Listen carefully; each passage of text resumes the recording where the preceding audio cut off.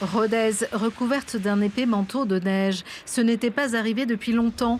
Un épisode qui a surpris plus d'un automobiliste ce matin. Faute d'équipement, certains ne pouvaient plus avancer.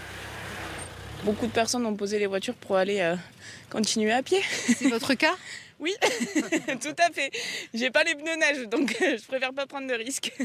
Un peu plus loin, ce sont deux bus qui sont en travers de la route, en haut de cette pente. C'est arrivé d'un coup, donc l'espace d'une demi-heure, tout était bloqué, quoi.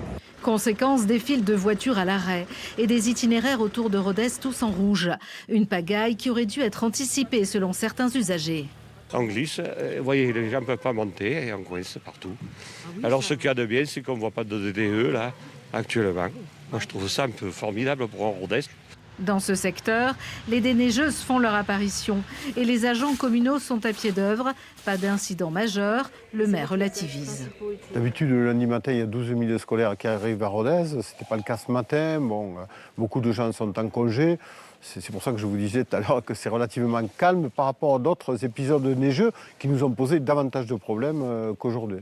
Si on déplore quelques interventions sur la voie publique, les Ruthénois s'en sont donnés à cœur joie entre luge et bonhomme de neige. C'est la première fois qu'ils voient la neige, donc voilà. C'est chouette, ça nous rappelle des souvenirs. Jusqu'à 20 cm sont tombés en une journée sur Rodez. Comment alors expliquer l'importance de ce phénomène? Une descente d'air polaire, mais pas seulement, selon ce prévisionniste en pleine mesure. On a également une dépression qui joue en notre faveur pour la neige, puisque cette dépression-là fait remonter de la pluie. Et on a également énormément d'humidité de la Méditerranée qui remonte.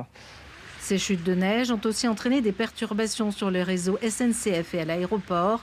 Demain, les flocons devraient continuer à tomber sur le Lévézou et l'Aubrac avant le retour de la pluie.